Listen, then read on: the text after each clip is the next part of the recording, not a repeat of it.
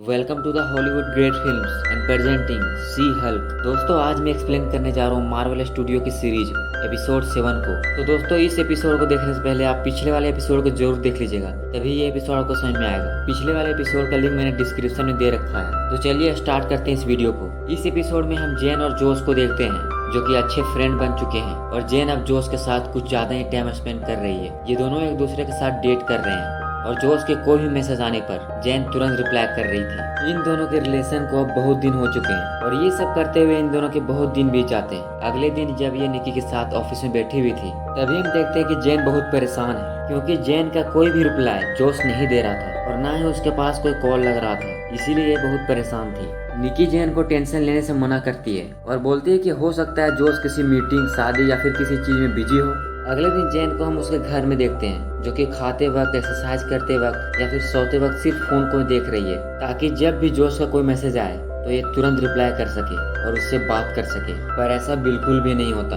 उसके कोई भी मैसेज ना आने के कारण ये बहुत परेशान हो रही थी, जिस कारण इसे बहुत इरिटेशन हो रहा था। इसे कुछ समझ नहीं आ रहा था कि ये क्या करे और अब इसी इंतजार में 2 दिन बीत चुके हैं। अगली सुबह जेन के पास चक का कॉल आता है जिसने ब्रोंस्की को रिहा किया था। ये बताता है कि इसे ब्रोंस्की का इनहिबिटर खराब होने का सिग्नल मिला है, जिसके बाद जेन पूछती है कि ब्रोंस्की कहीं एबोमिनेशन में तो नहीं बदल गया। पर चक बताता है कि इसे नहीं पता कि वो एबोमिनेशन में बदल चुका है या नहीं, पर हमें उसे घर जाना होगा और देखना होगा कि उसका इनहिबिटर खराब क्यों हुआ है। दरअसल ये वही इनहिबिटर है जिसके मदद से पैरोल बोर्ड के मेंबर्स के ऑफिसर्स ब्रोंस्की पर नजर रख सकेंगे, जिससे वो पब्लिक को नुकसान न पहुंचा पाए। इसीलिए चक जेन को अपने साथ चलाता है क्योंकि उसे ब्रोंस्की के सामने अकेले जाने में डर लगता है। इसीलिए चक अपने सेफ्टी के लिए जेन को अपने साथ चलाता है। कुछ देर बाद ये दोनों ब्रोंस्की के घर के पास मिलते हैं, जहाँ पर आने के बाद जेन ब्रोंस्की को हॉर्न देकर बाहर बुलाने की कोशिश करती है। चक जेन को हॉर्न बजाने से मना करता है। ये बोलता है कि अगर इस हॉर्न की आवाज से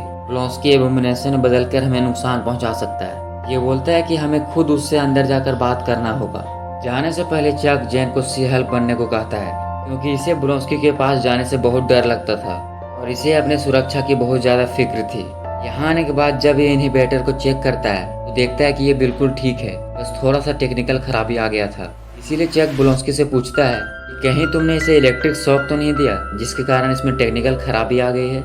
ये बताता है कि हाँ, मैंने अपने एक फेवरेट मुर्गी की जान बचाने के चक्कर में इलेक्ट्रिक फैन से बहुत बड़ा झटका खाया था।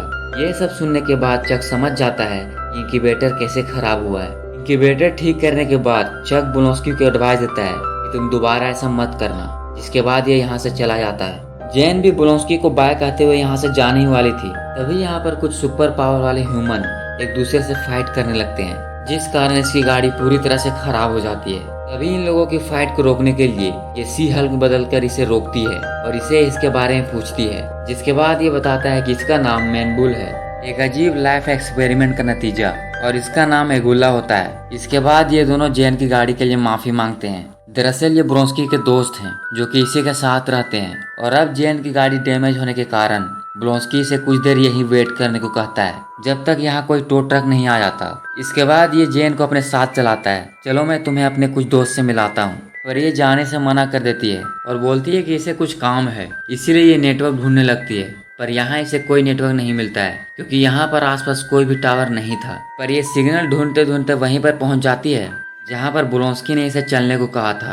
और जब ये अंदर जाती है तो ये अपने कुछ दोस्तों से इंट्रोड्यूस कराता है। इसका नाम पोकीपाइन होता है और इसका नाम सरासेन, जो कि खुद को वैम्पायर कहता है। जब ये लोग एक दूसरे के बारे में जेन को कुछ बता ही रहे होते हैं तभी यहाँ पर जेन उसे देखती है जिसने जेन पर हमला किया था।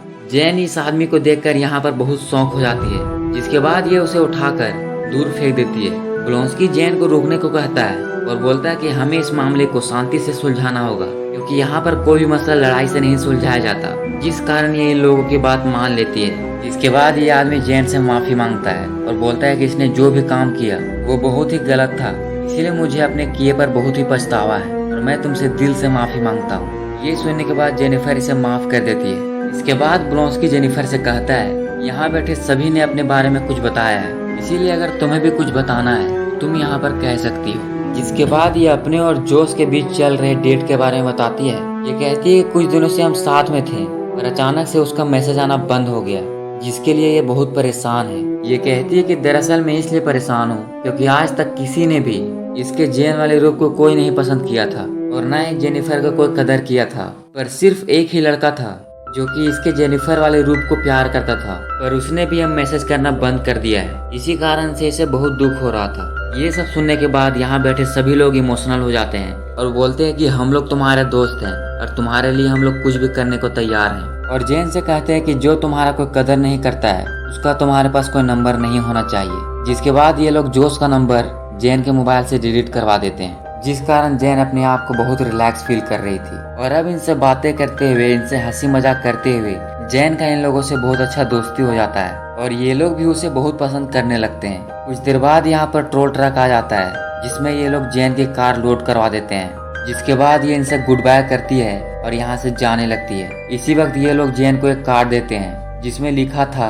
ये सभी जेन और सी हल्क दोनों से बहुत प्यार करते हैं और दोनों रूप को बहुत मानते हैं, जिससे ये बहुत खुश होती है।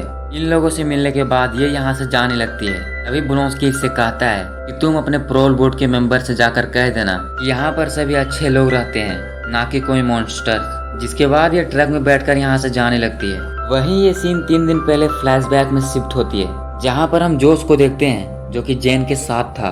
तभी रात को ये अपने फोन से जेन का फोन हैक कर लेता है और इससे सभी डिटेल चुरा लेता है और इसकी पिक लेकर किसी के पास सेंड कर देता है। और इससे हमें यहाँ समझ आ जाता है कि जोश कोई अच्छा लड़का नहीं है। ये सब जानबूझकर प्लानिंग के साथ इसने किया था ताकि ये जेन के सारे डिटेल्स ले सके और इसे कोई नुकसान पहुंचा सके। आई होप ये एपिसोड आपको पसंद आई होगी। अगर ये एपिसोड आपको पसंद आई होगी तो चैनल को लाइक और सब्सक्राइब करना बिल्कुल ना भूलें। मिलते हैं अगले एपिसोड में, तब तक के लिए जय हिंद जय भारत।